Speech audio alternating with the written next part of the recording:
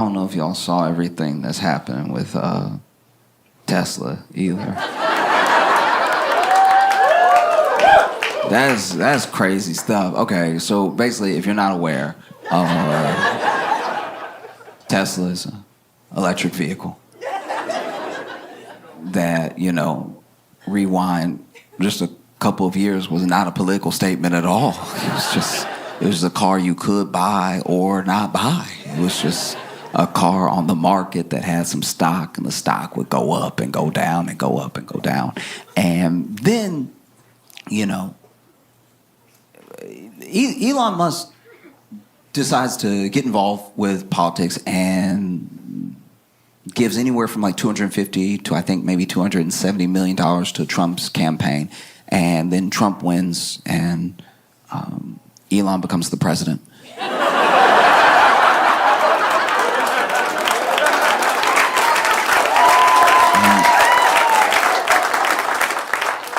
And so Elon becomes the president, and people don't really know how to feel because this particular thing hasn't happened before. There's always been like millionaires and billionaires donating to campaigns and stuff like that, but this is the most like infused a person has been in like what's gonna happen, and it's very clear in what is self-serving when it comes to like Elon's actions and everything. And so then, inauguration day comes and there's all the fanfare of like this new administration is starting. And there are some people who own Teslas already, like they bought theirs in 2022. And they would tell people, hey, I bought mine in 2022. Like, I don't... Just so you know, I got mine in 2022. I didn't know, and I wasn't a part of, and I was trying to get an electric vehicle to help the environment. I didn't know it would be. So, just so you know about me. And then Elon's giving a speech, and then he says, my heart goes out to you. And then he does like a full-on Nazi salute, right? And does it again, for clarity. And there is a part of me that genuinely, when someone buys something, especially something expensive, and then something happens with that company, a part of me does feel for them, because there are people who bought their Tesla in 2022. They might have been sitting in their Tesla when they saw Elon do a Nazi salute, like...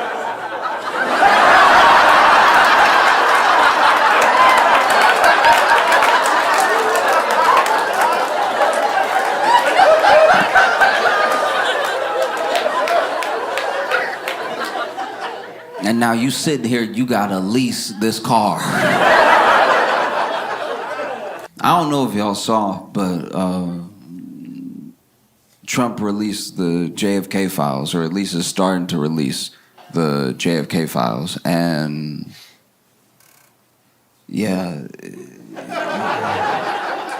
it's a lot. He said there's like 80,000 pages or something. I think they've released like anywhere from like 2 to 20,000 already, with more to come and stuff. And I don't know about anybody else, but when it comes to JFK and the conspiracies around his death, those were like some of the first moments that you saw, for at least a wide population of Americans, trust in government and its agencies break. A trust that they've never got back since, where like whole government agencies don't have the trust of the people, because up until then, maybe they classified things, maybe they told the public lies or whatever, but they were things that people felt like they could at least get on with life believing. JFK was the first thing for a lot of people that spawned the real like tinfoil hat stuff, what aren't they telling us sort of thing. And so you would see something like this big release of the files, 20,000 with like 60,000 more to come. And it's kind of crazy that everyone sees that and they're like, nah, I'm good. 80,000 pages? I don't think JFK cares that much. That's 80,000 pages. Game of Thrones in 80,000 pages. 80,000 pages is insane.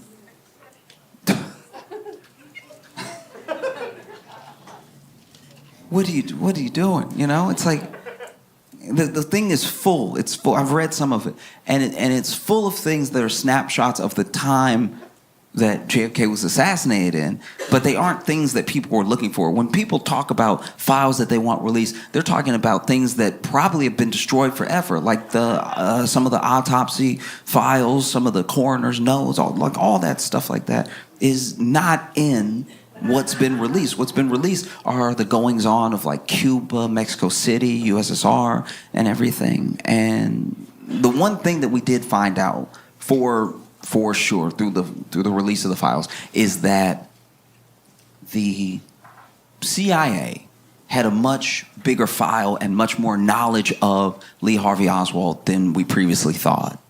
And they had been tracking his movements and everything. He had been going to these different countries. I'm pretty sure he went to Mexico City for a little bit, and then he went to the USSR. And I don't know if the word is defect, but he basically was trying to leave the U.S., become an expat and join USSR, and even tore up his passport and everything. And the USSR was like, oh, nah. Nah, we good. That's crazy to me. That's someone, you have a CIA file on you and you're trying to move to the USSR, and they are like, you giving off some bad vibes. Like, I don't know what it is, but you creeping everybody out. Like, you stare too much, dog. Like, what are you looking at when you looking over here? It's unsettling. Just take that somewhere else. And so then he came back somehow. Didn't seem like he had a problem coming back, even though he tore up his passport. And then commits the assassination. And then Jack Ruby kills Lee Harvey Oswald. And there were so many people who thought that Jack Ruby's mob ties meant that he was sort of there to close loose end, that maybe the mob did it. And even now, there are people that say, oh no, the mob did it, Cuba did it, Soviets did it. I think that when you're going through all these pages and you're reading this stuff that we're learning about how much the CIA and the FBI actually knew and didn't do anything, it doesn't really surprise me. It doesn't do much for me in the way of a revelation. And it's probably just because, because I'm black. As a black guy, I'm not going to sit here and be like, not the CIA.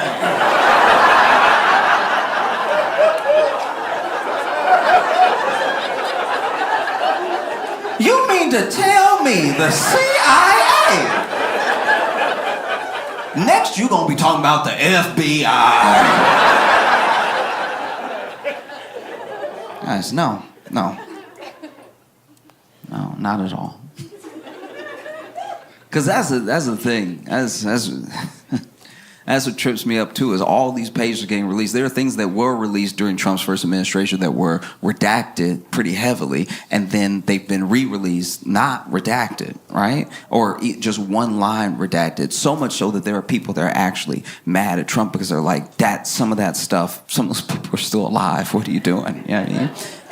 And so then, you'll have like one little line that's redacted, and you'll have someone obsess over that specific line because it's not finding the truth for them. It's about keeping the conspiracy going, because you'll even see they uploaded it to the archives. You can check it out in the archives right now. They uploaded everything they've uploaded so far. In my opinion, they've done pretty badly. I think they just had a scanner and they were like, he said today, so...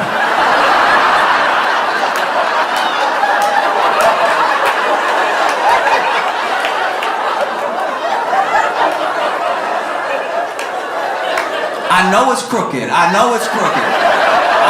crooked. He said today. I know.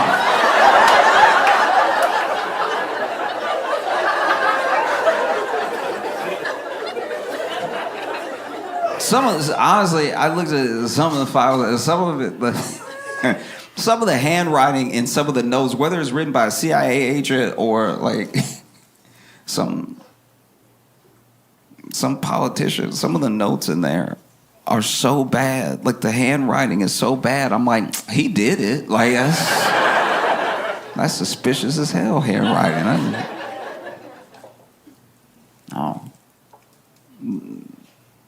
Little thing, little line will be redacted. Oh, that's what they don't want you to see. That's where all the truth is. It's like, look, maybe. I'm not even saying that's not possible. Maybe, but also maybe. It's just like an address that makes sure that a person who has nothing to do with this doesn't get implicated. You know, there are all types of reasons to redact something. And it's when people put that much weight on the thing to keep the whole thing going that I'm like, you don't want to know. You want to keep guessing, you know? And don't get me wrong, it's fun to guess. I love guessing. I don't know what I'm talking about half the time. Sometimes I'm just guessing. No? Best way I can describe it is I'm a fight fan. So I watch boxing, I watch MMA and stuff like that. And I watch men's fights, I watch women's fights, and I just kind of follow the fighter and follow their journey and enjoy who I enjoy because I like the person. I like their story, right? And there was this young woman.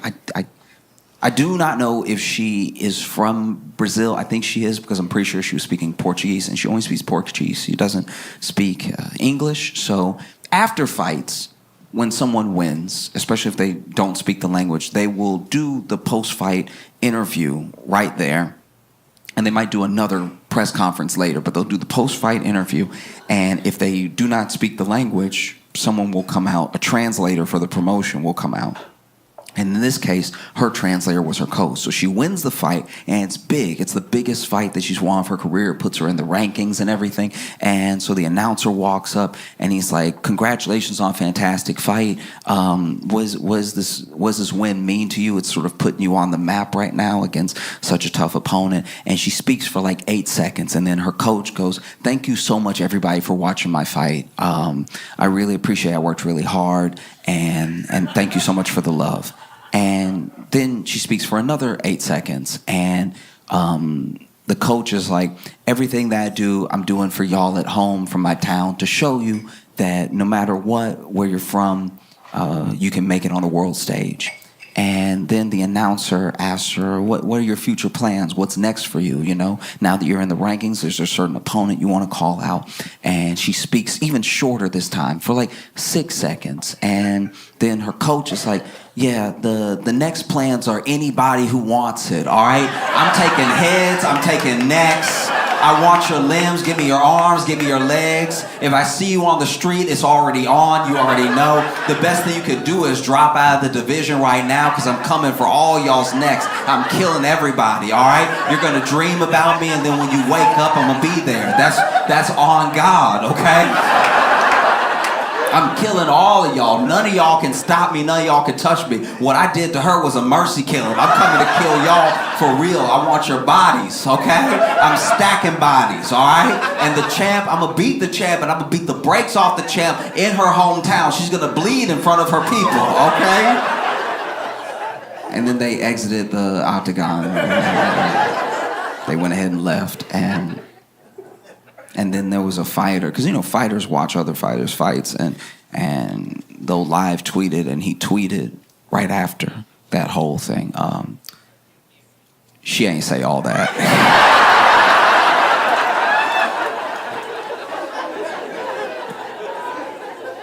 And I'm not gonna lie, that's what those redacted lines feel like to me sometimes, where I'm just like, yeah, look, maybe the whole truth is in the one sentence, but maybe it's in the 80,000 pages that nobody feels like reading. Because Trump said he was gonna release JFK files, and he slowly released them over time, I guess. And then there were people that were like, "Well, why don't you release the Epstein files? The Epstein files are what we want. That's what we're actually focused on. Why won't you release the Epstein files? Is it because you actually knew Epstein? Is it because you might be implicated? Is it because you were on the flight logs? Why won't you release the Epstein files?" All right, and then he does release the Epstein files, but what he does is he releases a bunch of files that were already released like last year, and then redacts some of them to make them look like they're newly half-redacted files, and then people called it online immediately. They were like, no, this isn't it at all. And then even the people who were like showing it off and like, look at this transparency, then they got mad because they were like, you made us look like idiots. We thought you were releasing stuff you hadn't released before. And so then people called again, why aren't you releasing the Epstein files? So if you're Trump, you know, you're probably sitting here, the only thing you can do is release the Epstein files and hope it's 100,000 pages.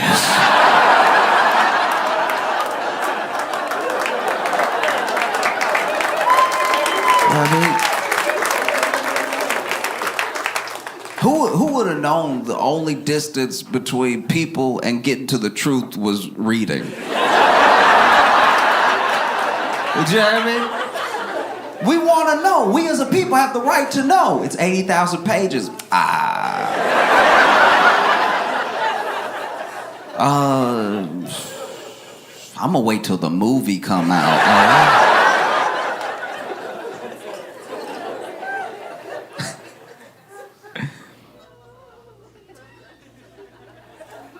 But what are you gonna do? You know, Elon's the president.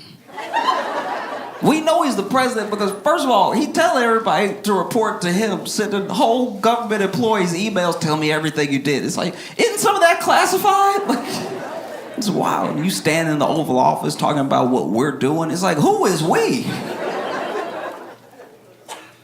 Got your son in there. That's how you could tell Trump not the president. Got Elon's son rubbing his boogers on him. I've had a lot of jobs and a lot of bosses.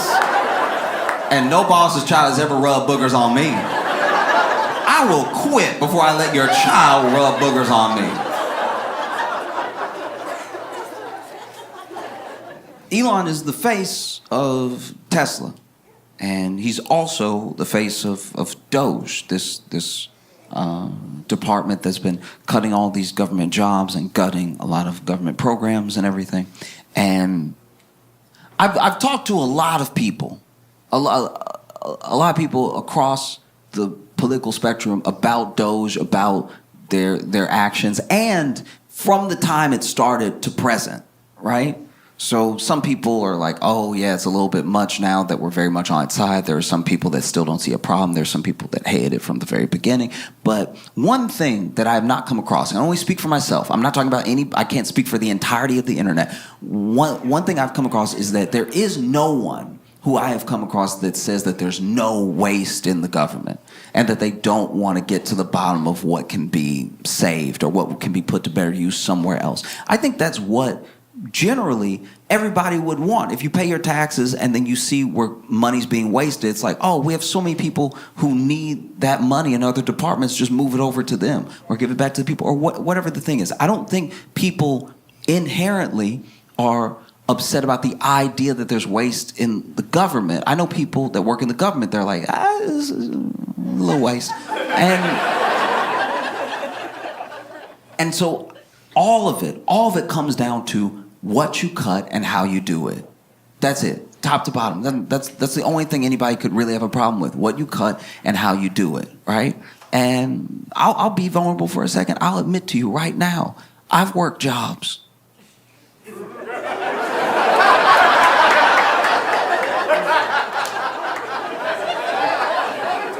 I've worked jobs where I was like, I'm not gonna tell anybody, but like, they really don't need me.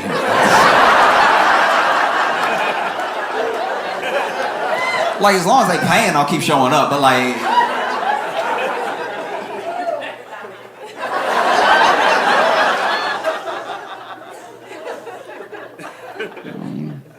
And you end up seeing what happens. Because the thing with... Whether it's voters or whether it's like rhetoric around how to handle this stuff, there are people who even now genuinely believe, oh, let's get a business person. Let's get someone who's good at business in government so they can run the government as efficiently as they run their business, right? And the problem there is that, like, let's say Amazon. A good example is like, let's say Amazon makes a mistake. And they make a mistake that all of us, everyone here, can acknowledge and see as a mistake. And so as a mistake, their stock drops because they lose some of the faith from their shareholders. Now, we see that drop in the stock, and maybe the mistake they make is they announce that all the cars from now on gonna have 3 wheels. Like, oh, we're gonna save so much money on tires. And we're like, no, you're gonna flip over, okay? And so then you see the stock start to dip because of that lack of confidence. And then for you as a potential investor, even a retail investor, that dip in the stock is an opportunity. You can buy in now. You can buy into that dip, and then when it goes back up, because they realize that 4 is probably best, that you can ride that wave on up. Fair enough. When you crash out a business, when you make mistakes in business, when you run a poor business, you can always start another business. The people who we even look up to as these beacons of industry were all people at some point who had a failed business, right? But the government is not a business, because if you crash out the government, if you make the same mistakes with the government, you don't have a country. And you can't just be like, no, we're going to start new America. You know, I used to have like a lemonade stand America, and that one didn't really work out, so I started like a tire shop America, and that still really wasn't it. So then I started this hedge fund America, and now we're cooking. Yeah. It does not work that way. And you saw what happened. You saw Elon run the government because he's the president. You saw Elon run the government the way he ran his business. When Elon took over Twitter, right? He comes into Twitter and he immediately starts firing everybody because he's like, you're waste, you're redundant, I don't know what you do, I don't know what that is, you're fired, you're fired, you're fired. And then a couple days after he took over, remember that brief period where he was like, how do you turn it on?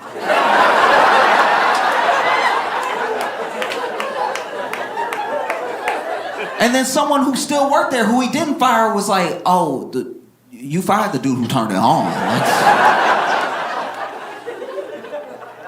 Yeah, you asked me for a list of people to fire. I'm not going to put my name on the list. So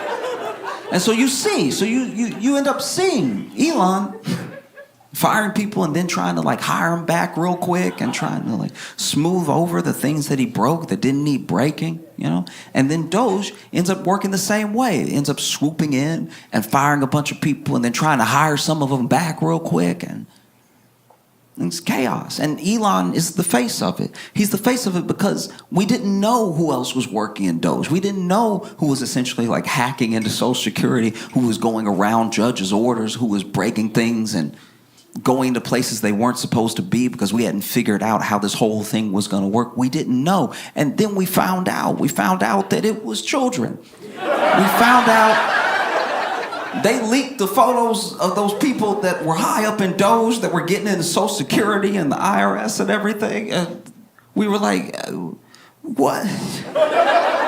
Fresh out of school, I saw one kid's picture who was like high up in DOGE doing all the breaking in and stuff. And I was like, Peter Parker? I cannot believe that Spider-Man gonna cut off my grandma's Social Security. So I don't think it was anyone saying like there's no waste, but it's what you cut and how you cut it. You know, I think people would have appreciated like an actual audit. They said that they did one, but usually when you do an audit and you really account for the waste and you really account for what jobs you do and don't need, you don't have to hire anybody back, you know? The amount of people that they fired and then tried to immediately rehire shows that they're not actually being as careful as they should be with the process. Because I'll tell you right now, everyone that has ever fired me stood firm in their decision.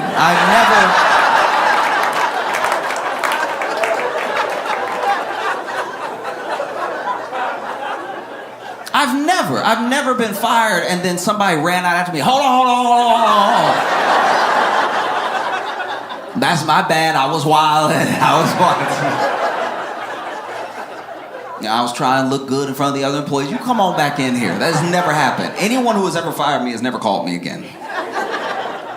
But then Elon is the face of it, and people don't know what to do. They don't know what to do to express their anger and their disappointment, their frustration about this unelected person gutting these government programs. And you see where people, it's not just like a one-sided thing. It's not just like a liberal thing. You know, there are people who are like, I voted for Trump. I believe in what DOGE is doing, but then I'm told that I'm being cut because of bad performance, even though I'm holding right here a performance review for like a month before the election where they said that I was doing great, you know? And so then people across the political spectrum are going to the town halls and they're complaining to the representatives, and the representatives, they're not really hearing them out. They're not really backing them up. So there's even more frustration, and it's bubbling up, and it's bubbling up. And he's the face of two things. He's the face of DOGE, and he's the face of Tesla. And so then people go to the Tesla dealership, and he's not there. But people go to the Tesla dealership and they start protesting at the Tesla dealership, and then the stock starts tanking because there are people that are like, being attached to this right now is not a good look, you know? And then people start vandalizing Teslas, start putting swastikas on the Teslas and stuff like that. And then there are people who, you know, bought a Tesla in 2022. They're like, guys, I didn't know. I had no idea. And almost immediately, it felt like almost immediately Trump came to his defense, right? Trump invited Elon to the White House. I mean, he already got an office there because it's his White House. He's the boss. He's the president. But Trump told Elon, hey, bring a bunch of Teslas, park them out front of the White House. We'll do a dealership commercial.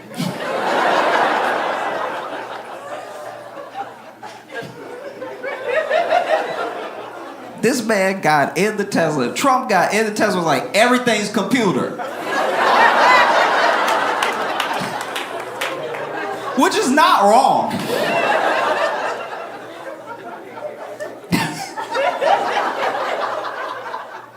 It's not wrong. I remember my first Tesla experience. You know, I didn't ride in a Tesla for a long time. I heard about it as a car, but I didn't get to be in one, and I don't drive, so I didn't try to drive one or anything. And my first Tesla that I ever got in was an Uber. And so when I walked up, I didn't know about the door. I didn't know the door would be all smooth like that. So this is me. Look, I'm admitting for a second. I'm being vulnerable here. I'm admitting for a second that this is me. This is my bad. I was doing too much in my head. I was doing too much, all right? Know that I know that before I even admit this to you. I was doing too much, right? But when I walked up to the Tesla,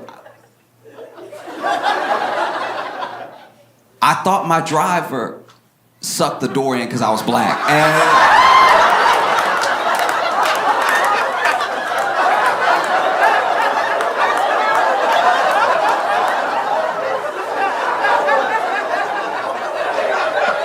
And I was standing there like, never in all my days have I seen this type of racism.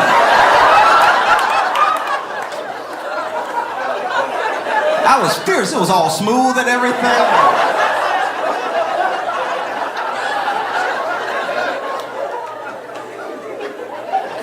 And so finally, driver noticed I'm not getting in the car, so he rolled down the window. I lean over all indignant like,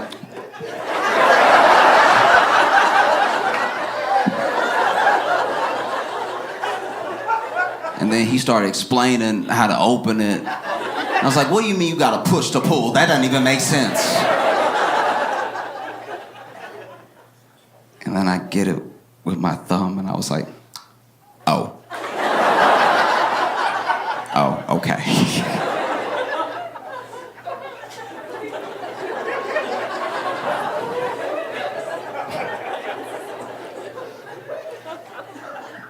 Got in the Uber, we took off. And this is the thing with the gig economy jobs, right? Is that, how do I put this? There's a social contract we have not written yet on like how much this is like your property versus my time versus our experience, right? And so when I get in an Uber, I'm very respectful of the fact that this person's car. This isn't my car, right? I'm not renting it so it can be my car for a little while. And we're sharing this time together, but it is my time that I'm paying for, so that's what makes me the customer, you know? So I try to not make any waves. I get in an Uber and I'm just like whatever they need to do. Sometimes there are people who start driving Uber very, very early, so they're tired. And so they got to blast themselves with cold air. They have to have their window down. And I'm like, I'd rather that than us die warm. You know what I mean? So I don't say anything. I'm like, I'll just be uncomfortable on the way to the airport because that's what's keeping this man awake. And this is the person that showed up to drive me, right? So I almost never say anything. It's a very big deal for me to even try to say anything. And I go ahead and I do it, though. And I'm like, hey, I'm so sorry. I'm not like, I usually don't do this or anything. But, you know, I leaned over to him and I was like, hey, I'm so sorry. But could you please, like, touch the wheel? Like...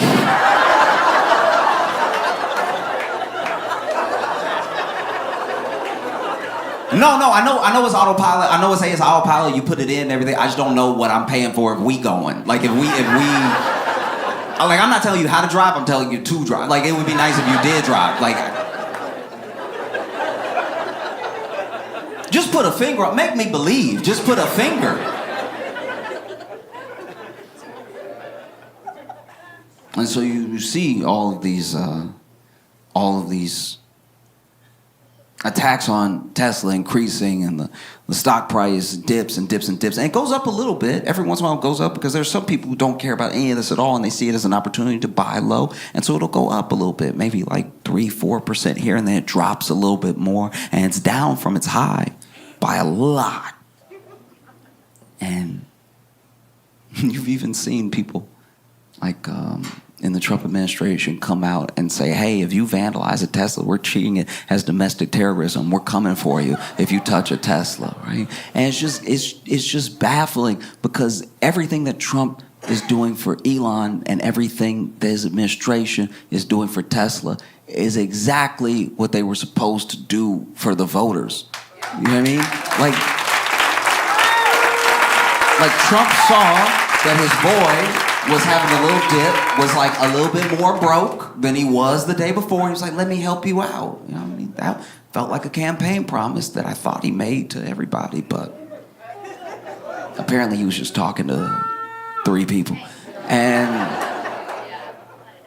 even going after people who vandalize a Tesla as domestic terrorism. Like, when do we ever talk about domestic terrorism? You know how much domestic terrorism we have? It's a lot. And then you see Elon go on the news, and genuinely he seems like really upset, like genuinely hurt. And I think it's because, you know, look, he's still the richest man in the world, but he used to be the richest man in the world by a larger margin. Like, he has lost billions and billions and billions of dollars, right? And you know, he's so affected by it. And I think that maybe he's so affected by it because when these things are such a part of your life, they do become your identity. Maybe being richest man in the world, maybe being seen as this, like, you know, this business guru, this scientific mind, all that stuff crumbles away when the people are not with you, when the people can't stand you, when you've angered them, when they don't want to have anything to do with you, you know. And he sees the destruction, he sees the people turning on him, and he seems genuinely upset. And I don't think his feelings are hurt because some people are mad at him. He's never going to meet these people. I think that when you attach so much of your self-worth to this money and this status, this influence and this power, even the prospect of losing it can rattle you deep down, right? To your core as a person. And it looks like he's about to cry on the news when he's talking about, I don't know what I did to deserve this. It's like... And look, I'm glad he said that to a camera by himself and not like to a veteran's face. Like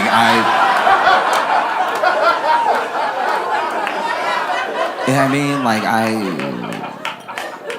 he didn't really get that. You know, the dude on Fox was like, "You've done nothing to deserve this. You're a true patriot," whatever he said. And, you know, I was sitting here watching Elon get genuinely sad. And I was like, oh, my heart goes out to you.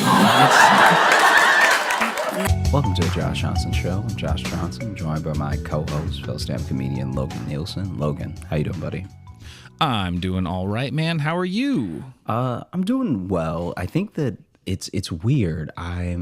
As the year is like winding down and stuff, I'm just trying to like take stock of a lot of things. Mm-hmm. And you know, I had a conversation with a friend tonight that like he was he's been in the hospital for a little while. He's one of my friends from college and stuff.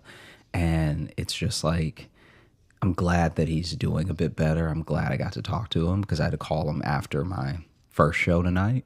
Mm-hmm. And yeah, it's just like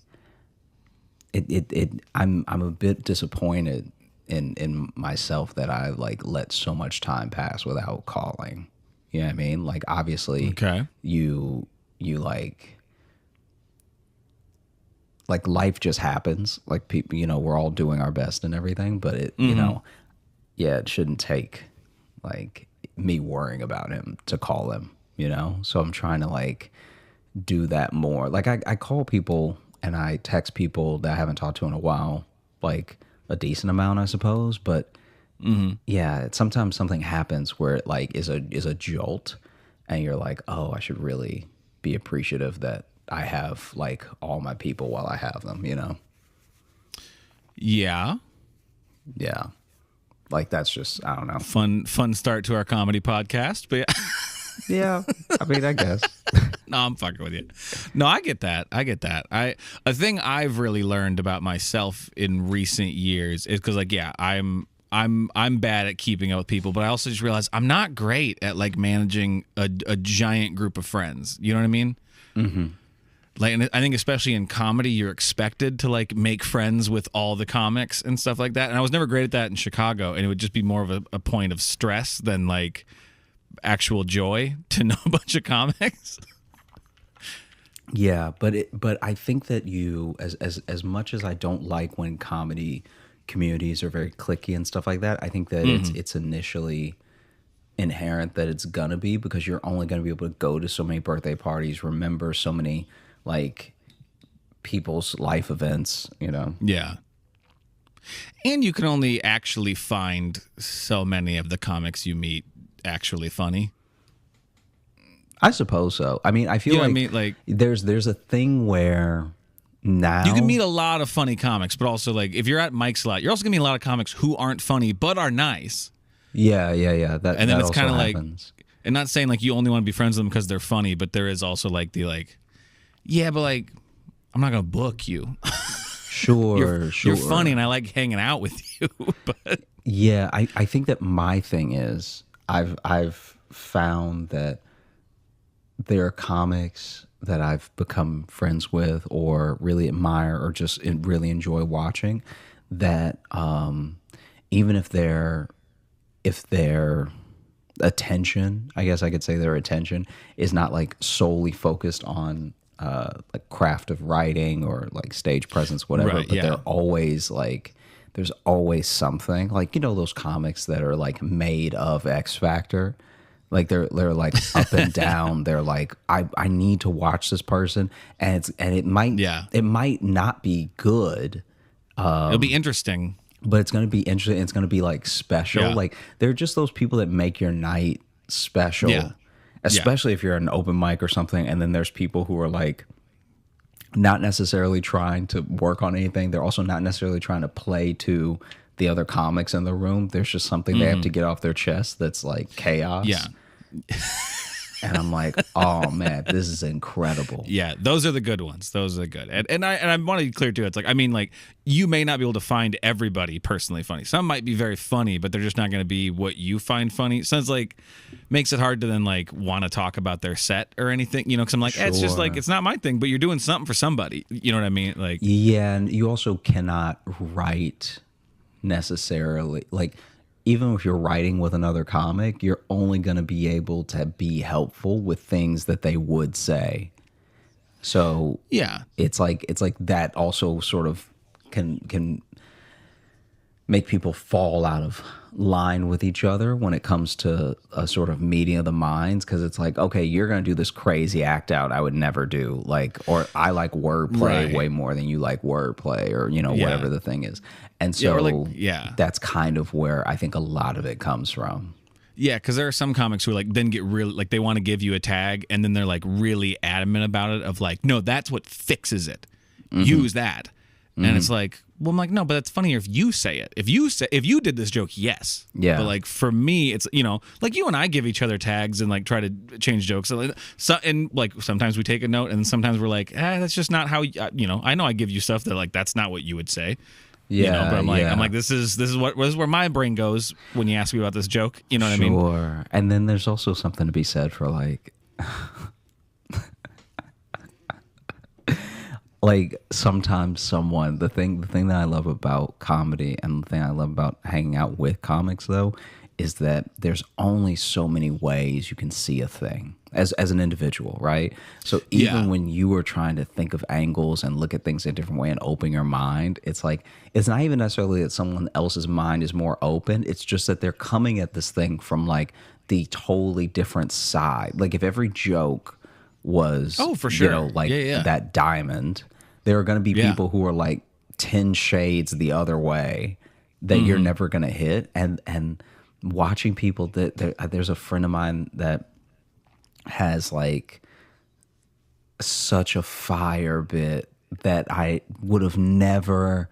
And you know what's crazy about one of the beautiful things about watching someone just be incredibly funny is that, I'm trying to think of how to put this.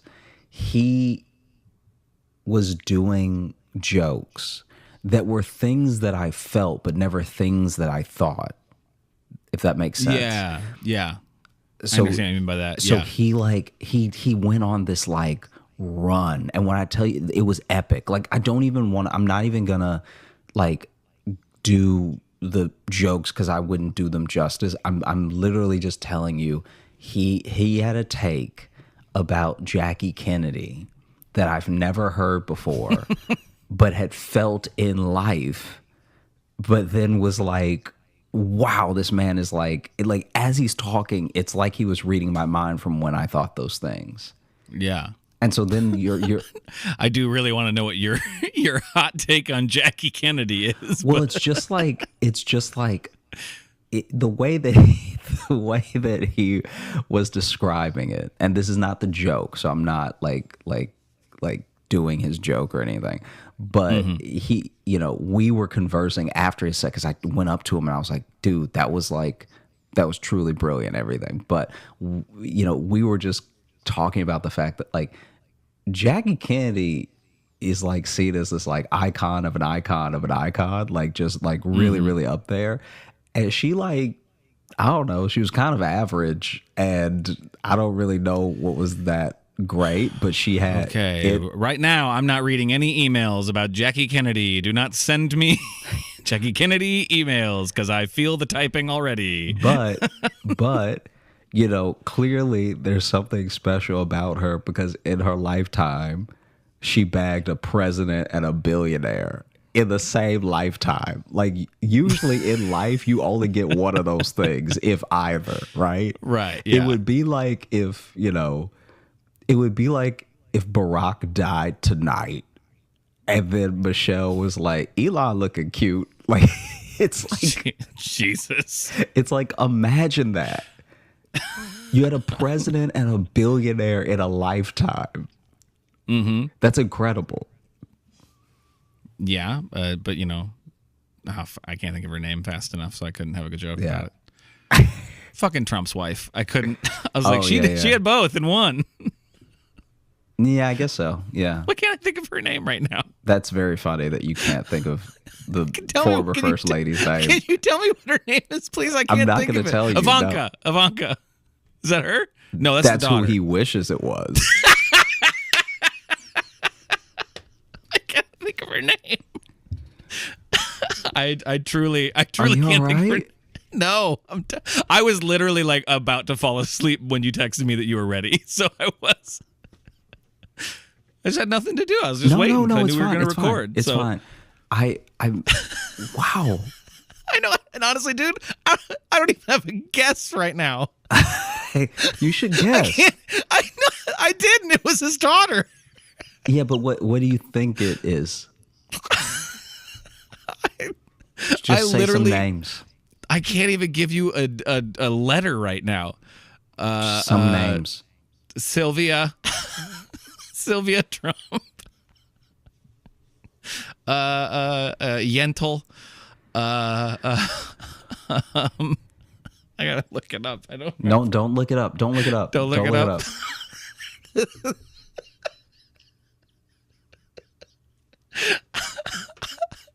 The look Josh is giving me right now. I know, dude. I'm giving myself that look. I'm like, why can't I? Wow. What? I have somehow erased that name from my brain, and I don't know Did why. she do something to you? No. Okay. You can tell me. No. If she hurt you? She did nothing to me. Okay. I truly, dude, I truly can't. Natasha. Ooh, wee. Yeah. No, it's all. Look. It's all Dude, good. fucking tell me her name, please. No, man. This is not. This sucks. This is what life used to be like. Before phones, before you could just Google it. Before you could just Google it, people would not know stuff, and if the person you were talking to didn't know, y'all would just not know. So is that you saying you don't know either? I know. That's what I say. But I'm just saying, if someone didn't want to tell you, right? Like back in the day. Oh, like right now where I'm begging my friend to tell me and he won't. But you remember when you were little? If your friends were dicks before phones, it was hard to know stuff. You remember when you were little and there was like, you had homework and your parents either knew and didn't want to tell you or they didn't know either? Yeah.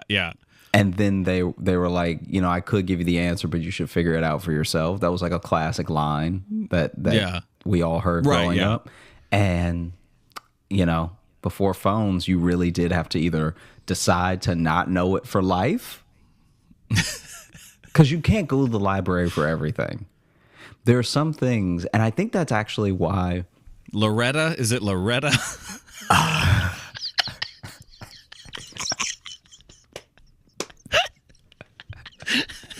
This isn't a bit. I genuinely can't remember her name. Do you smoke today? No. Oh, okay. No, I've had 2 sips from this beer, and I've done nothing but actually eat healthy and drink water today. You might be overhydrated. That's what it is. Oh, maybe. I don't know, man. Yeah. I said Ivanka. It's not that. Yeah. It's the only name because that's got the rhythm to it. So, yeah, you just used to have to go to the library for everything. And it was like you had to just decide to not know stuff. Can you give me a letter? No, why would I give you a letter? I don't know because a letter gives it away. Why is it a weird letter? Is it a Q? What do you think the weird letters are? A Q or Z? The ones that a lot of names don't start with. Z's got some names. You don't get a lot of Q names though. Quincy. Is it Quincy? Tell me if it's Quincy. Is President Trump's wife's name Quincy Trump? Oh, wait. This is a shame. This is like... And you're a bad person by just letting me I do not feel bad about any of the times I have mocked you on this show. Yeah. That I have fucked with you. Yeah. Because You know what? You know what's weird? I feel better about those times now. yeah, do you? Yeah.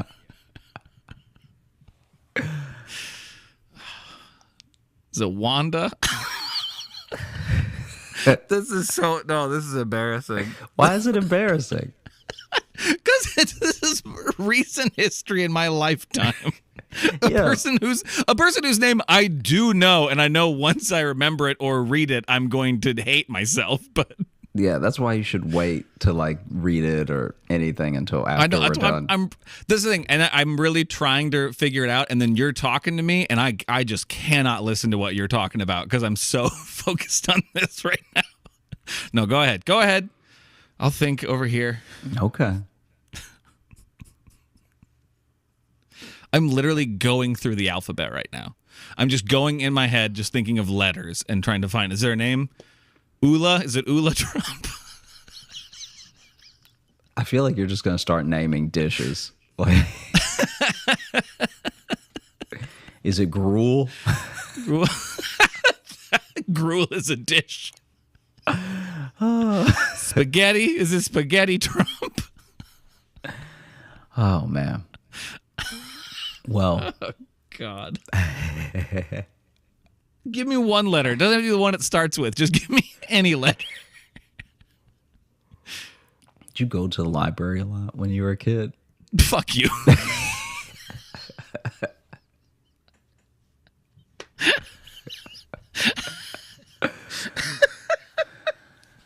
God damn it.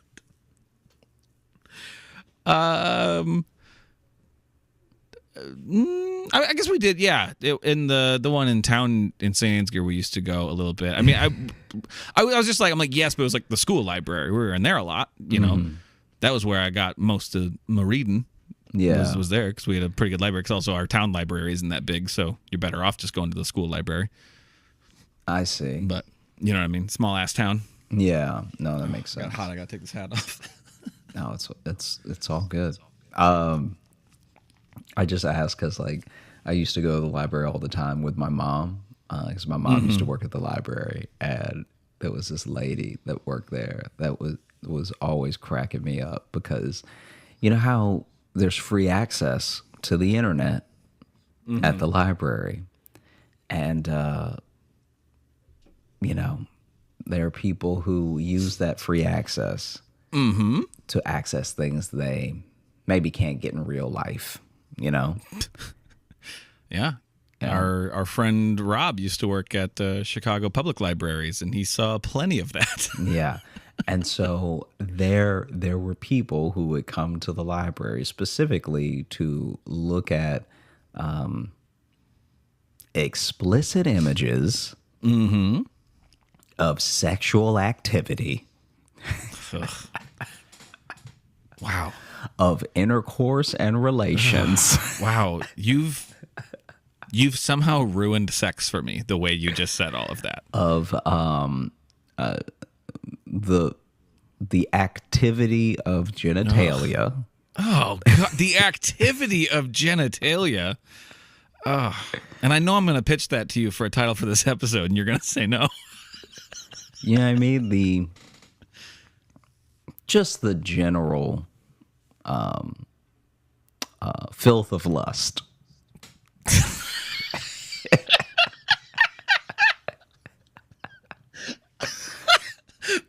That sounds like an old play. Like that. The filth of lust. We should actually do that as like Sounds like a fucking Oscar Wilde play. yeah. We should do Filth that of one lust. the same way that we had the detective one. We should do the filth of lust. Well, or is that the title of the porta potty one? Porta potty 2, the filth of lust. Oh gosh, no, it can't be. It can't be. This is a different thing, and it's happening in Puritan times where everyone will know. Like if you actually had, you know what they call it, the Shakespearean term for it, Doinkin? the beast with two backs. The general filth of lust. Yeah. There were people boy. who would, engage in the voyeurism.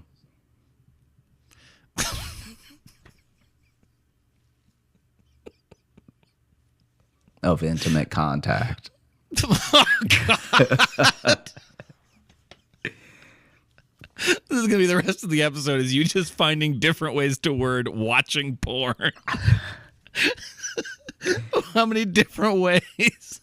And so when they would, click their way to sin,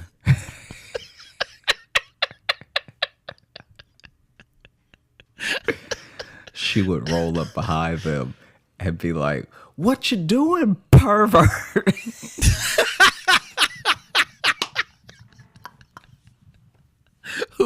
Who would do this? I forgot who was at the beginning of the story. The woman that worked at the Just the library woman who with worked my there? mom. Okay. Yeah. What you up to, pervert? Just extra peas on the pervert. The hardest pee you've ever seen. What's up, pervert? Loud too. I'd be in a children's section reading and just hear pervert. Yeah, I'll spice up your trip to the library. That'll be... Yeah. Is it Mona? Mona Trump? Oh, man, that's phenomenal.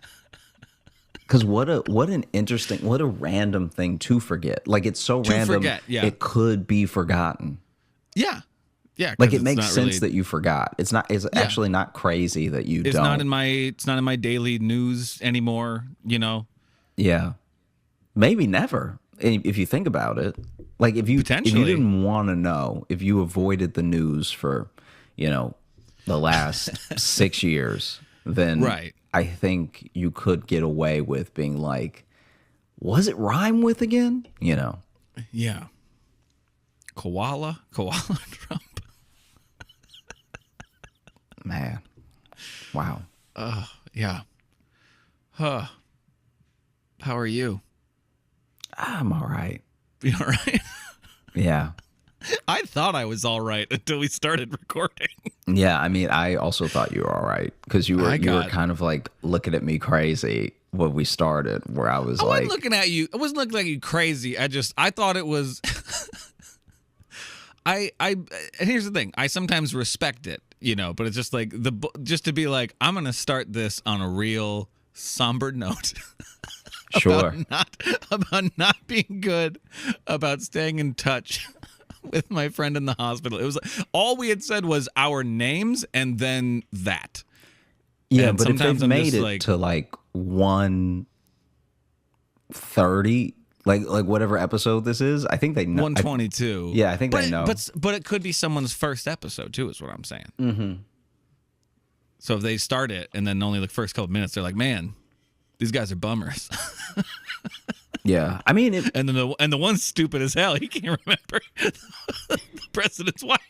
It was also like all of 5 minutes. So if they didn't last this long, they were never going to be with us. They weren't fans anyway. If you're still here, you're our little weirdos who stick with us, and we love you. Oh man, yeah. I've been like thinking a lot about the year and stuff. Like, I know that we're gonna have our episodes coming up. They're sort of like the real year in review episodes and stuff. But yeah, I think in my life, because I've also had this thing where, I understand that, all comparison kills joy. That like that old saying of like, oh yeah, you don't want to be comparing yourself to everyone all the time and stuff. Yeah. So I try really hard not to do that, because I also don't want the biggest thing I learned in comedy as I was like making more friends in comedy, doing comedy more and stuff like that, is realizing that I did not actually want to do the things that other people wanted to do. So then that also kills comparison, because it's like, if someone got a job that, that I was like, oh, maybe I would want to do that. But then Yeah. then I think about it and I'm like, oh, maybe not. Like I'm pretty happy with life right now. So there's no real reason to run around, trying to like jump in on other people's accomplishments and stuff. And then also I think the things I describe doing to people sound like dumb to them. You know what I mean? Like I showed a friend way before this happened. I showed a friend what I was gonna wear on Colbert, and this is before I'd even booked Colbert. I was just like, my next late night spot, I'm gonna wear this, right? Yeah. And I was like, what do you think? And this is also why sometimes you have to like keep things close to the chest, because like I think if I was a different type person, I may have like taken it, because he didn't mean anything by it, but he like taken it too much to heart, and he was like, oh, I mean, it's cool, it's not something that I would wear like to the, and he wasn't being he wasn't like being any type of way, he was just being honest, but it's Right, also yeah. why you have to know, you can't just ask people questions like not being ready for whatever the answer is going to be, because I really wanted to know what he thought of it as a whole. Right, But if yeah. I had specifically asked him what he thought about it just for him to tell me how cool it looked, I was about to be disappointed, Yeah, but that is why a lot of people ask the question of something like that for that reason. They just want to hear their hope echoed back to them. Yeah, and You know what I mean? And with me, it's like I knew it was like as soon as I saw it, I was like, oh man, this is amazing. Like I'm gonna get this. Melania? Is it Melania? Yeah. Oh God, thank God. You know how I got close to it? Because I jokingly thought of malaria Trump, and then I'm like, wait, that's actually pretty close. That sounds about right. Because then I just started looking for words to do as jokes, and then I'm like, wait, I think I actually got really close. Oh my gosh.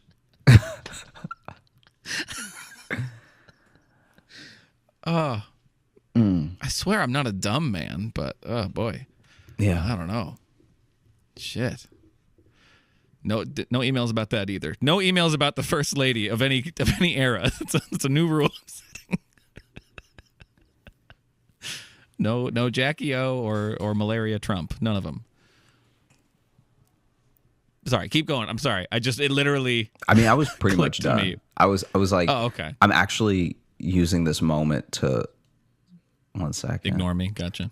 No. Okay. I'm just See you making later. sure. No, I'm just making sure it's not somewhere. So, the comic not that everyone should check out that has the dope bit is Jared Waters. If you are Oh, okay. in New York, he's like constantly doing shows, and hopefully he'll be on the road soon. But he's so funny. Why didn't we say that when we were talking about him? Why'd we? He waited like 3 more beats to like plug his name. Because what ended up happening was I was trying so hard to not tell the joke, but talk about the joke in a way that did it justice. Okay. That I was like, it didn't even occur to me to say his name just yet, because I was like, let me hold off until I like make sure we don't need to cut the entire thing. You Remember know? it? Did you forget his name? No, Did you no. forget his name and you were? No, I'm kidding. Yeah. So that was about Jackie O. Okay, I'm just trying to now find where we were at. We were just talking about your suit, and then you said you're done with that. You look sharp in that, by the way. Thanks, People man. haven't seen that. Even if you don't watch the set, you should. But also, like, no, you did walk out, and I was like, geez, that's a sharp one. Like, 'cause that was like, that's the nicest one of those I've seen you in. You know? Yeah. I feel like that was like the most form fitting too, because That was like, it was like, bro, it felt yeah. tailored. No, you did. That's the first time that fucking looked I've tailored. got something from someone where they were like exactly by every quarter of an inch what they said it would be. Because sometimes you like, oh man, before I did Conan, I'll never forget this. This is like, this happened to me at Conan, and it happened to me at the Emmys You was wear worse. Did you wear a suit for Conan? Or Yeah, I think I had a suit for Conan. okay. But the Emmys was the worst one. Conan was nothing in comparison. Yeah. For the Emmys, I went, and this is like, I'm not a prepared person most of the time. And so this is me really trying to be about my like, Hey, as his co-host, I can say, yeah. like, this is me really trying to be about like my business, right? So a week before the Emmys, a week before I'm supposed to fly out for the Emmys, I go to this like, maybe it was a Men's Warehouse or something. I pick out a suit and you know, I have the person who does the tailoring like draw it up all with chalk and like do all the stuff, right? I am told to come back like almost in a week, because I guess it was like I think around the same time as the Emmys is sometimes like a wedding season type thing. Because there's like wedding seasons throughout the year that are heavy. You know, a lot of people have summer weddings, some people have spring weddings, some people do fall, stuff like that. So I feel like when are the Emmys usually? Those September, like in September, yeah. Yeah. And so for whatever reason, this New York Men's Warehouse was like, we are swamped. All right. And so they tell me to come back pretty much the day before I fly out, right? Which I'm already not a huge fan of, because I'm like, okay, it takes you a week to make these slight alterations. Like in retrospect, I should have just gone to a different tailor, but I was like at Men's Warehouse and there was a tailor at Men's Warehouse. So I was like, let me just make it easy on myself. Yeah, and you don't like wait for the train or anything. Just And so that'd be a they whole chalk place it I'd up. have to go to. I mean, it really wouldn't. Like, I probably was in walking distance of another one, like another tailor. But they chalk it all up. And then my man puts it in the back and, you know, we're chatting and everything. And then I leave and I'm like, oh, you know, check that off the list. I did something ahead for once, right? I'm not panicking trying to like get it bought and tailored same day, paying extra money, whatever, right? I come back when I'm supposed to, the day before my flight, and I give them my ticket, and the person can't find it at all, right? Which is insane because I've bought the thing. And so they can't find it at all. And in my head, I was like, this never occurred to me that this could possibly happen. That someone just with my body could come in and be like, oh, this fits. I guess I'll take it. and so I'm like, you have to keep looking. Like they were very like nonchalant at first about not being able to find it. And I was like, I bought it here, so I've never left with it. So how did someone else leave with it? You know, they finally find it. And a week ago, when I, you know, was getting it, you know, tailored and sized and all the measurements and stuff like that, the guy who did it put it on the wrong rack. So he went back there and put it on the done rack immediately. So no one's touched it this entire time. Oh, okay. And so now I'm freaking out because I'm like, what should I do then? Like, can you do it now? Because this is your screw up. Like, I came here a week ago. Like, this is crazy, right? And they were like, the tailor isn't in today. And I'm like, all right, is he going to be in tomorrow early? Like, can I maybe pick it up right before my flight? Or like, I'm trying to figure out what to do. And they were like, maybe, but I wouldn't. The guy working the day that I came to get it was one of the most oddest workers I've met at like a Men's Warehouse or like any clothing store, because he was just like, I mean, he'll be here, but I wouldn't wait on him. I suppose that is theoretically possible, but yeah. And so then I was like, well, what do we do about the money that I was already charged for the thing that didn't happen? You know? And he's like, shit, someone left with that too. Yeah. And so then I look it up on my card on my bank, and they're basically like, oh, you know, luckily Luckily, the first guy was so bad at his job that he forgot to charge you. Hey. So I'm like, okay, all right, I guess, hey, no harm, Free no foul. unfinished suit. Yeah, I've just got a suit with a bunch of chalk on it now. A part of me was almost like, should I just wear it to the Emmys and try to make it look like a statement where it's like, here's what I could do, but I didn't.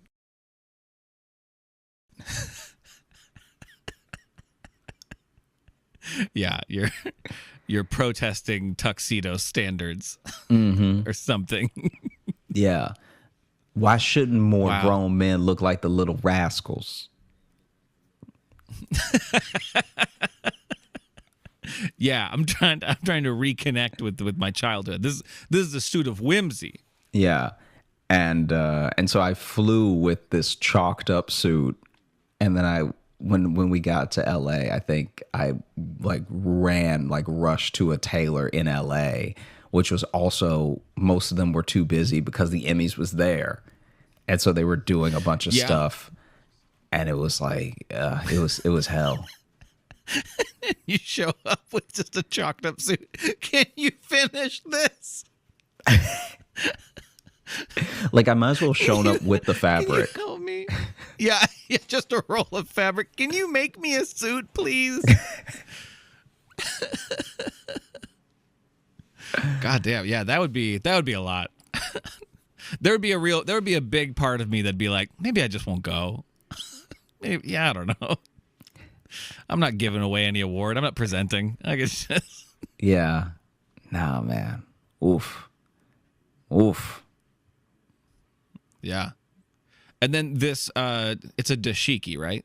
Mm-hmm. I'm just not confident in my words right now after the whole Melania situation. I just wanted to make sure I was saying the right type of suit. But was this made by the same person who did your Comedy Central one? No, that was a different person. Okay. This person runs a business called Saba Elite, and they do a bunch of like suits, jackets, and just great, like really great designs, really great stuff. No, man, you walked out and I was like, that is sharp.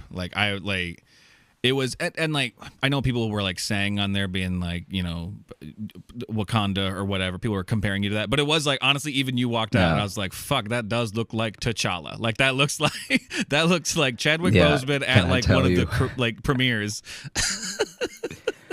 Can I tell you because I try not to get on comments and like any of that stuff. Not even because of like people might be rude, but because I think that it is a detriment to you, good or bad, to like lean on too many opinions. I think that when people are hyping you up, you can get a false sense of, you know, who you are, or what you're doing, or like where you're at. And I think when people are putting you down, you could get a false sense of like, oh, they're right and I'm trash, and you know what I mean?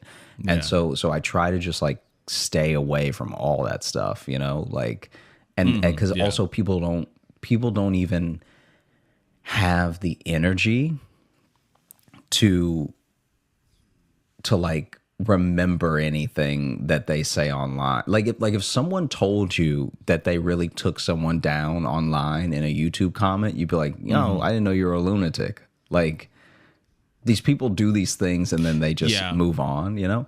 And then even with praise, it's like, even with praise, there will be people who are like saying all the nice things, you know, as well.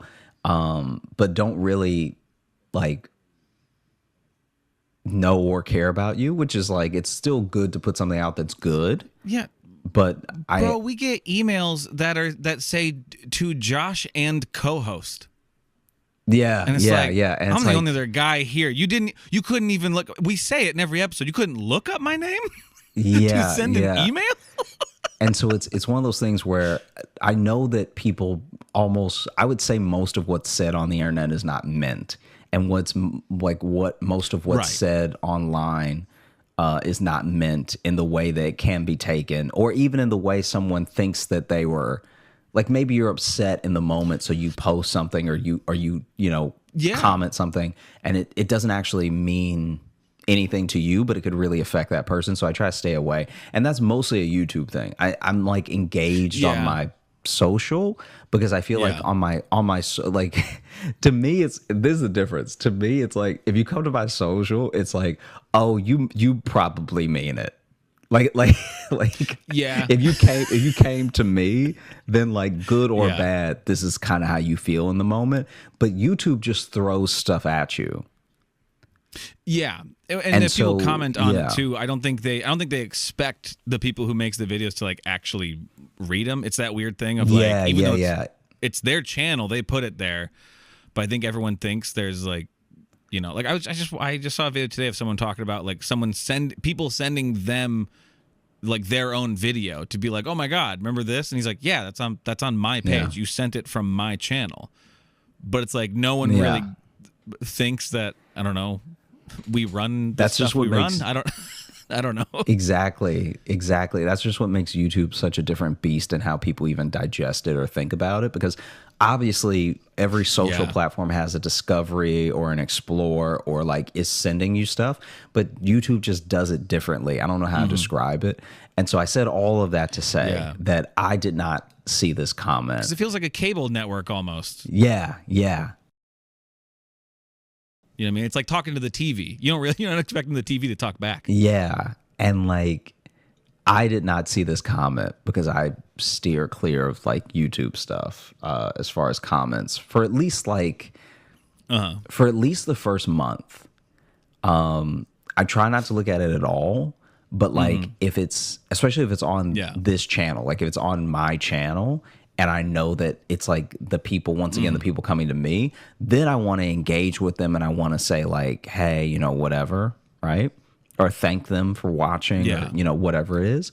But I think when it's something that's on like with Colbert, that's his stuff, right? So I did not see this, but my manager told me that one of the top comments, at least the day that I did it, was, how'd she put it?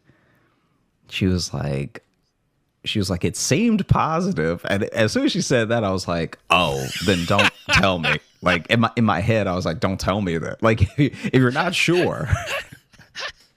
It seemed positive. And then she was like, it seemed positive. And somebody was like, oh, look at that little Wakanda nutcracker.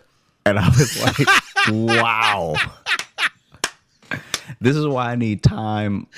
And then I come. Yeah, like this is why I need time away before I engage. My little Wakanda nutcracker. And I was like, oof. Yeah. Little Black Panther Jr. up in here. Yeah, because what ends up happening is that when I feel like if I prepare myself, by the time I do look, I can be like stoic about it, Right. Yeah. And also if I give it time, it didn't just happen. So I'm not like, what do you want to call it? I'm not like emotional about it, Yeah. It seemed positive. I like that a lot. Yeah. You're like if they do a cartoon, where it's like all the Avengers are in high school, and you're. Oh my God. You're Teen Chala. That's what the T is for. Yeah, that's what the T is for, is the teenager. Yeah. Oh, good golly. That's funny. I haven't opened up the mailbag yet. I'll start looking for something. I will say, though, you mentioned that coming up we'll be doing our end of the year episodes. If you look in the bio of this episode, we'll have the form out for submitting your favorite episodes of the year. I'm not speaking to Josh. I'm speaking to you, the audience. I realized I just said your, and that could have been to anybody. We want to know your favorite episodes of the year. We did that last year. It worked out really nicely, and then we do our episodes where we put in some of the best moments of the year, and we add some extra stuff too. We talk about them and all that. So it's a simple form. I haven't made it yet. Spoiler, but by the time this is out, I will have. So it's gonna be simple. But go fill that out. It'll be a lot like we did last year.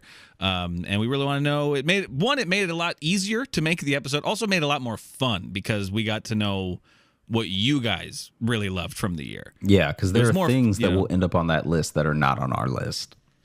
Well, and some things we'd forgot about, remember? There were things we're like, oh, yeah, that was a fun story or fun episode that we had completely forgotten about. Yeah. We do a lot of these. So we would really love it if you submitted on that, if you care to. Let me open up the email. You got anything else you want to chat about before? No, I think we're ready for a mailbag. I think that we should dive in. You know, I mean, we're gonna have to save the filth of lust for another episode. Oh, is there more on that? No, I'm saying that the working out the rom-com erotica. We'll have to save it for another time. We got this one here, and it is titled "Very, Very, Very Important Information," and then it just says, "Hello, Losh and Jogan. I have very important information about my new job. My boss's name is Richard Balls, but he prefers the name Dick for some reason. His name is literally Dick Balls." I may be mentally 10 years old, but this is one of the funniest things to ever happen in my life. Anyways, y'all keep doing your thing over yonder. 69,420 out of 10 jangles. I didn't say the name, and I may cut this last part because it says, P.S. I'm also very stoned while writing this, and I don't want to get anybody fired. So yeah, no, fair enough. But I don't want Dick Balls to hear this and be that. No, that is wonderful. Thank you for sharing that very important information with us. We needed to know. Yeah. And I love that our fans bring us the important news. I also love the idea that someone named Dick Balls might ever try to send someone else to HR. Oh, yeah. Yeah, like it's like we need to send you to human resource. Like, you need to send me to human resource. Well, you see your language, my language, your name, sir. Yeah. Dickard Balls. Let's see this one here. This is signed Kit Kat, and the title here is Love Ya Dummies. Toontown and Squeaks. Love the show. I got into it because a guy I'm really into wouldn't shut up about it. Parentheses, shout out to my boy Ruffles. I don't know if I'd be really trying to chase a man named Ruffles, but and boy has my simp behavior finally paid off because y'all are hilarious. Well, I guess we're a good consolation prize. Yeah. Much like Logan, I am a pun terrorist, and I can't count how many times I've been caught cackling with y'all in my ear as I do my... Oh, get ready for this, Josh. As I do my mouse experiments. And then in parentheses, nothing weird, I'm an immunologist. But still, it still sounds weird.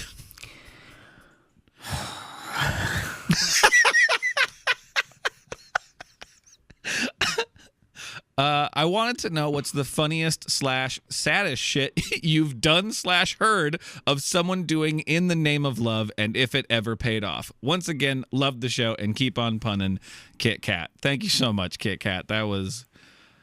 I love the ones that, you know, it's a short email, but there's a journey within it, you know? I really appreciate and respect those people who sent us those. For the sake of entertainment, I'm going to cop out and tell you about something. Good call. Tell you something that I witnessed, but it was not me. Yeah. Wink, wink. I mean, it really wasn't, but whatever. This is when someone's like, "Oh, my friend." Okay. So in junior high, I had a friend who had a crush on this girl, and so he like laid it all out in a note to her, but like on loose leaf, right? And filled that thing up, right? And then maybe it's like the little because when you're also that young, rom-coms are going on in your head. You think you're in your own rom-com. Oh, you know what I mean? Yeah. So he decided, and he worked. This is what's sad. He worked on the design for longer than he worked on the note. Even though the note was the full page, he worked on the design for a paper plane, and like was throwing paper planes at lunch, like nonstop, and like tweaking the design, tweaking how much like lift it had, all that stuff, right? And so the day finally came, and he wrote the note, and he had folded so many paper planes at this point that it was nothing to him to get the perfect like cut of paper plane together. Yeah, and he folded the paper plane perfectly, and then he went to throw it her way, and as he throws it, so he's maybe like 6 seats behind her, and in the next what is it, column, or is it a row? I can't remember which one's which whenever you're seated. Like if you're seated in a square, there's columns and rows. I guess it doesn't matter if it's a square, but he was one set of seats off to the right of her and 6 seats behind her. So it was a long throw. And as he goes to throw the paper plane, he like really like punches it forward to her, and it's got like the exact amount of, like, he put the perfect force on it, and it's not drooping to the ground. It's like coming like eye level to eye level, right? And as he throws it at her, she turns around to look at him, and it goes into her eye, and like actually like hurts her. It actually hurt her pretty bad. Oh God. See that at school the next day with an eye patch?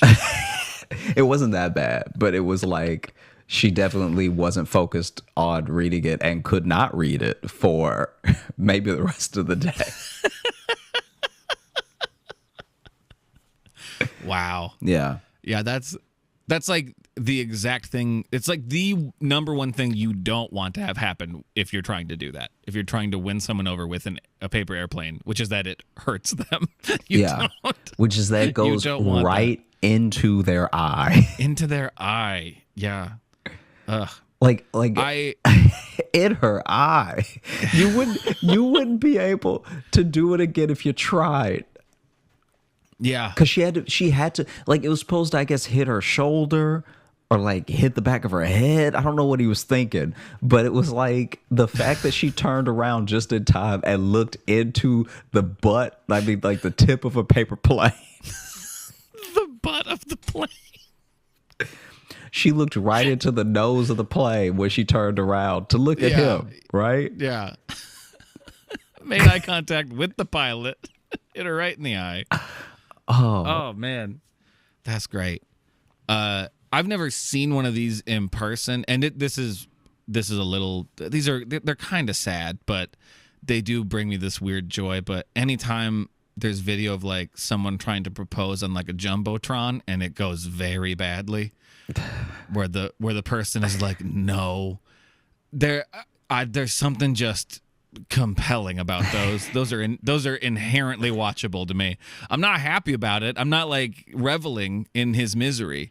The best one is where he gets down on one knee and she goes no, and then he follows her and she throws a beer at him. And I was like, she did not want to marry you. Did you meet her that day? What happened? Yeah. So those are sad, but they're also pretty good. Oh man. Like the idea that you don't know if somebody wants to marry you. Like the fact that you can be on such a different page as a couple is like actually terrifying.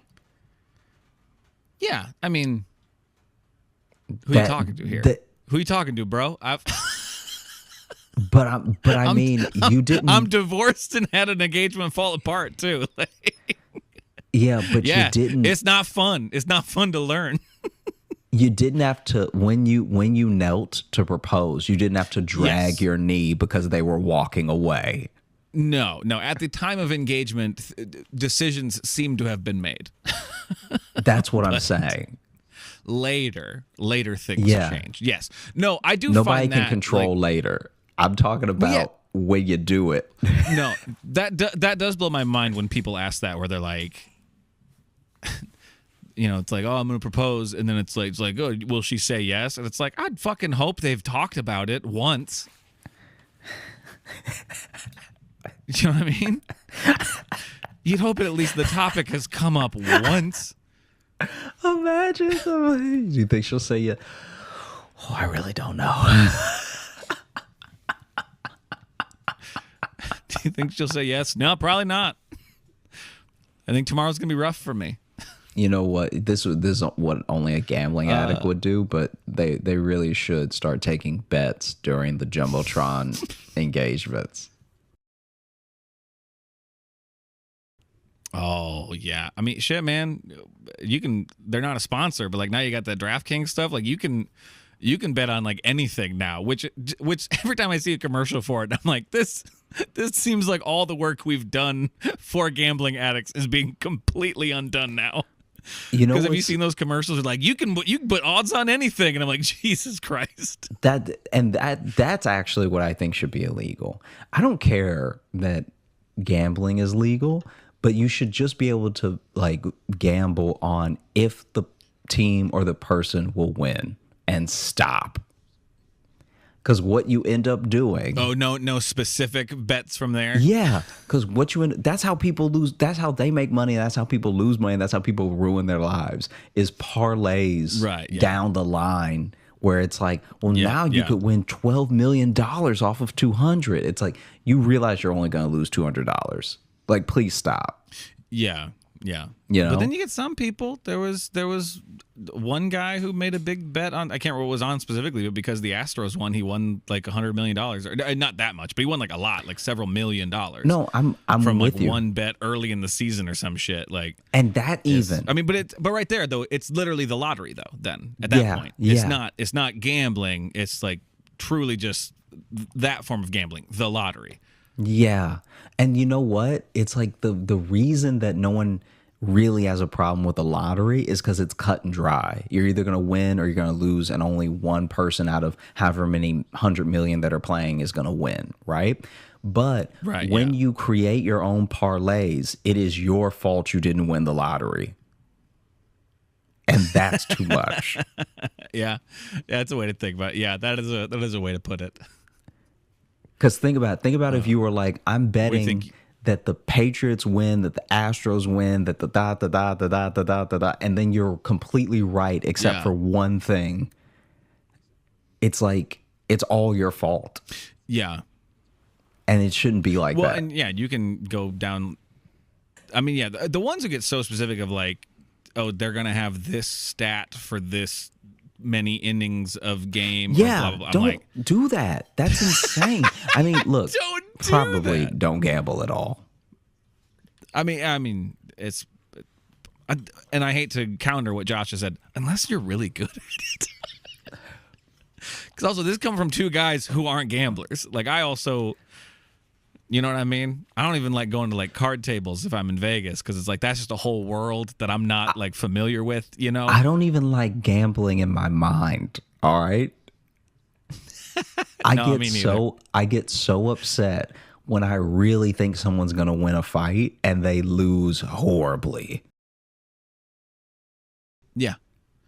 Do you know how tiny of gambles I make? Like, even when I play, not even when I play like cards with people, but if I play like in video games where there's like a game you can play within the game and you can bet, I am the stingiest of gambler in a game where I'm not me and it's not real money.